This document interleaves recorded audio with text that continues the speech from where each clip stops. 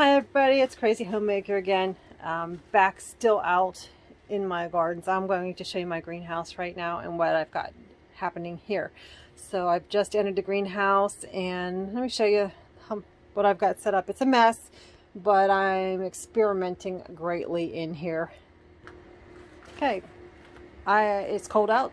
I have to have a heater in here, and this is one of those stand up, it's supposed to oscillate. I haven't, there we go, get the oscillation going. Let's see, there we go, that's what I want. I just hope it doesn't hit that cucumber next to it. Let's see if it does. Oh, it does. That's not going to be good. It's might singe my cucumber. Let's turn off the oscillation. Let's see, still get heat. Alrighty, sorry about that. And I have a hydroponic cucumber. I just changed out half of the water in there because I've got little cucumber right there and another little cucumber growing right there. And this is, like I said, January 11th, and it's just growing greatly. This is my lovely table that I actually put everything on. It's that green bin is my seed starting mix, which is usually just leftovers plus a new bag of potting mix. All my containers that I have, and over here is all of my fertilizers and things. So I will use all of that. My containers, I've decided that instead of these black plastic flimsy things that you get at the store, and I save them, I'm using the yogurt containers, sour cream containers, ricotta. These ones here are Cool Whip. My husband likes the Cool Whip dessert, and it's really, really good though. So I make that for him a lot. Solo cups, more sour cream containers. These seem to be the perfect size to pot up in. As you see, I use these solo cups. Actually, I don't think these are solo, these are generic. But they're the same size pretty much as the sour cream, and the sour cream is much thicker and more stable. They don't break. So I'm collecting those as I go. Some of my solid containers that I've kept over the years from buying plants. And this here I used for quite a few years to start seeds in the wintertime. I found it in a scrap pile, which we had like a swap shop down at the where we take our garbage to the dump, and it was like a recyclable kind of place, so anybody could go in and find a recyclable. And I found this, and it's, as you can see, it's you can make it as big as you want. I have a whole bunch of these sides and bottoms and a whole bunch of these little things here, and you stick it together. And I started my seeds in there. It was really good for that. I covered the back of it because both sides are open. I covered the back, and it kept it nice and warm in there for them, especially with a small heater in here. It's one of my sifters. I make my own sifters for over in my when I sift soil. This one is too small. It's nice for fine stuff, like if I want to get the really fines for maybe starting seeds. But for outside, I use the bigger one. I don't think I have it in here. Oh yes, I do, but I'll turn you around slowly so I don't get you ill. Here it is. It's a 1/2 inch screen, 2x4s, just connected together, stapled on the back, and I've had that for years. I can't tell you how many years I've had it. And being this greenhouse is a dog kennel, I can hang stuff in here, which is really nice. I got a fan for the summertime, of course the heater for the winter. My husband brought me an extension cord to plug stuff in. I put all my hanging things on there. At the dump I found these hanging baskets. I start seeds and put them up there because you can get a lot of sun there. I don't think I'm going to be doing anything with these containers. I had egg crates. I had used toilet rolls one year to start peas, and the peas did really well. Second year I used them.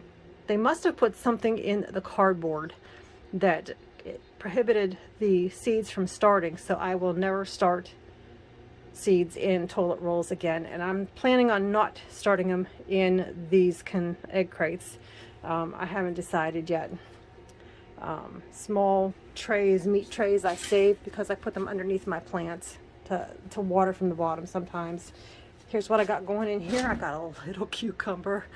I wasn't able to transplant it out of the solo cup, so I put it in this hole here on the top of my planting tray, or my planting stand, and I've just been watering it, and I got a cucumber. Yeah, it's crazy.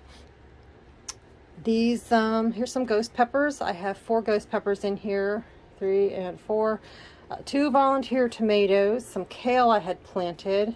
Of course, this one didn't do too well, but if I put it in soil, I'm sure it will. This one's just limping along because the roots had come out of the soil, and I haven't come out to transplant it yet. All right, this is a plant I was given, I think, for my birthday this year.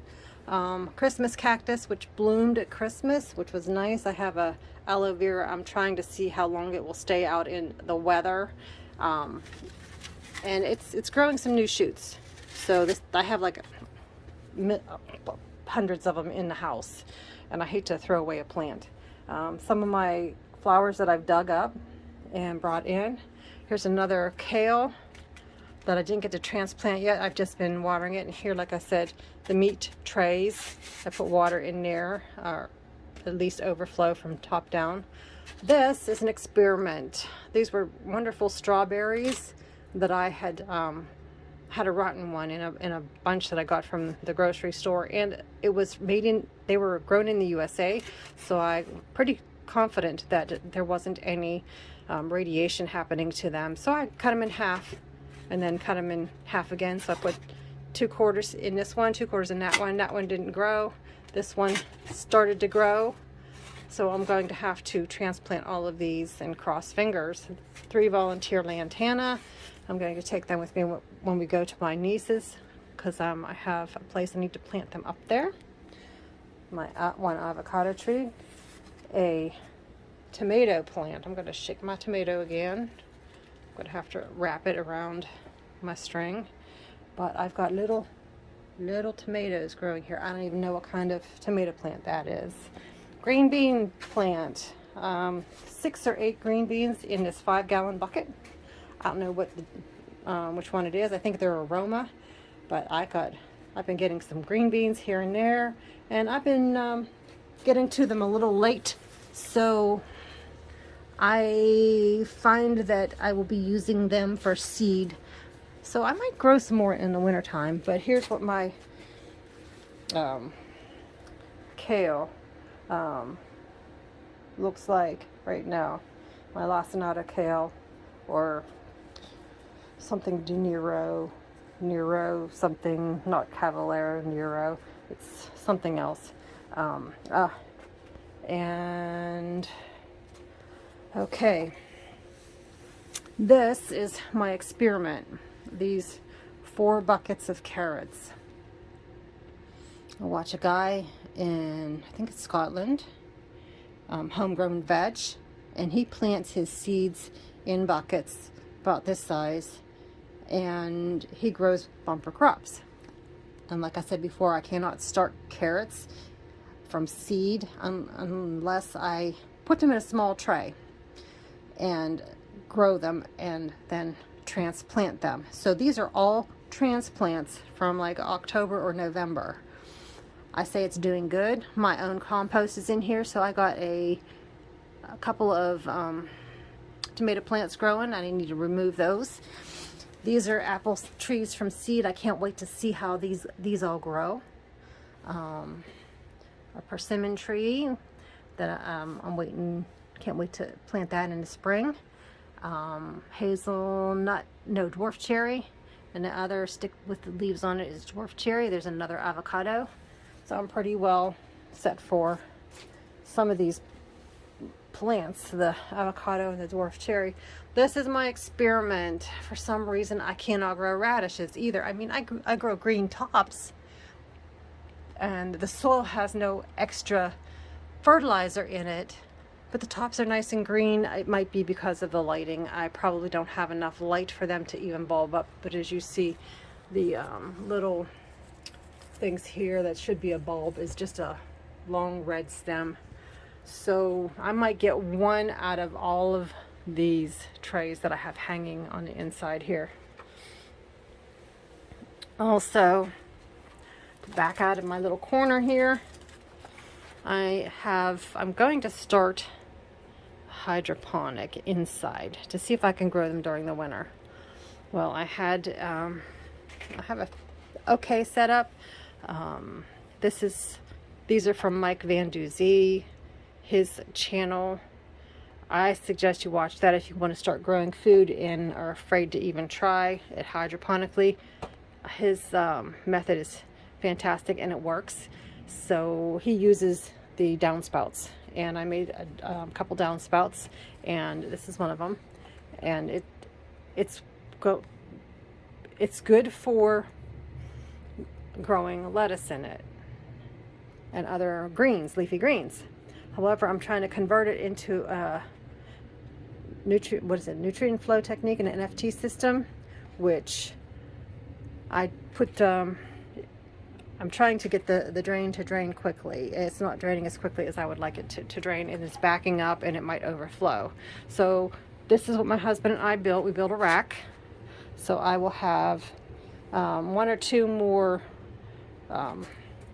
shelving units here, and I got the one up here and something for my hanging baskets too, but I will give that a try. There's my reservoir, my top from my Crazy system. I'm experimenting with that to hold things together, and then I'll make my own top so that I could put my intake and output pipes in it. Okay, so pretty much that's it. In my greenhouse, just a 360 quick here. Well, let's not do 360 because there's not much behind me. Well, 360, what the hey. Just hanging around here. Alrighty. Well, I hope you had a nice little tour here, but like I said, it's messy. It's going to get a little bit better. When spring comes, I have to move some of these things out into the sunshine, and the sunny side is on just outside my greenhouse right here behind my NFT setup that is going to be in service soon, hopefully. And whenever that happens, then we'll be planting more. And I'll talk to you later, and thanks for stopping by. Bye.